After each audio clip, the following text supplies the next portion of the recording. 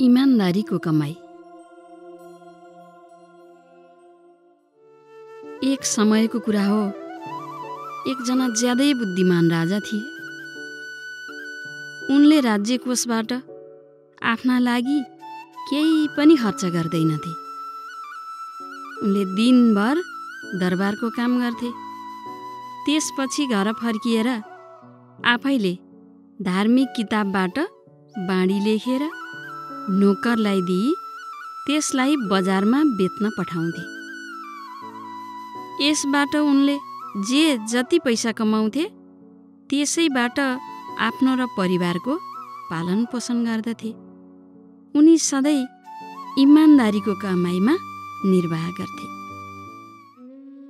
एक दिन नोकरको घरबाट छिट्टै आउनु भन्ने पत्र आयो।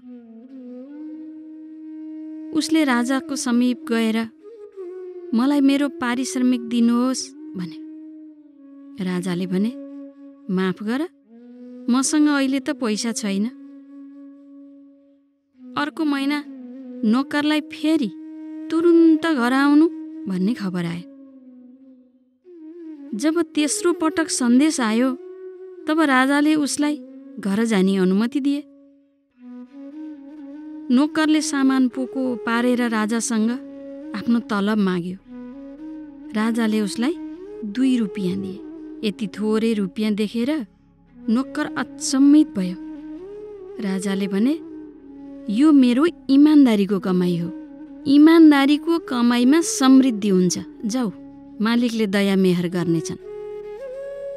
नोकर 2 रुपियाँ लिएर आउन त आयो, तर ऊ धेरै उदास थियो। ऊ के जान्दथ्यो भने ऊ राजाको नोकर हुनाको कारण उसका आफन्त उसबाट उपहार र धेरै महँगा वस्तुहरूको अपेक्षा गर्नेछन्। ऊ चिन्तामा डुबेर सडकको किनारै किनार सुस्त जाँदै थियो। बाटामा उसले एउटा किसानलाई देख्यो जसले निकै सस्तो भाउमा मिठा अनार बेच्दै थियो। उसले 2 रुपियाँमा अनार किन्यो। 2 रुपियाँमा धेरै अनार पाएकोमा ऊ हैरान थियो। जब ऊ छिमेकी राज्यमा पुग्यो तब उसले जतिलाई भेट्यो ती सबै निकै आत्तिएका देख्यो। त्यसको कारण त्यहाँकी रानीलाई सन्चो थिएन। अनि सबै वैद्यहरूको सल्लाह थियो, यदि रानीको ज्यान बचाउने हो भने उनलाई अनारको रस दिनुपर्छ। अब त्यस ठाउँमा अनार फल्दैनथे।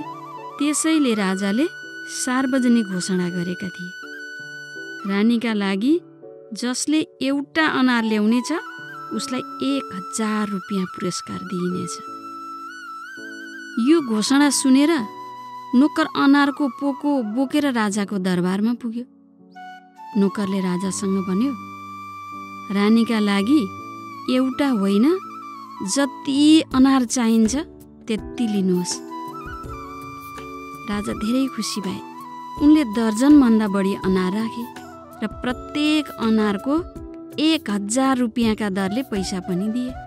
यहाँसम्म कि राजाले 2 सिपाही पनि त्यस नोकरको सुरक्षाका लागि पठाए, जसबाट उसलाई सुरक्षित रूपमा घरसम्म पुग्न सहज होस्। जब ऊ आफ्नो घरमा पुग्यो तब उसका घरका मानिसहरू उसलाई देखेर धेरै खुसी भए। ऊ धेरै सुखी र धनी बन्यो। यसरी राजाको इमानदारीको कमाईका 2 रुपियाँबाट त्यो नोकर हजारौं रुपियाँको मालिक बन्यो।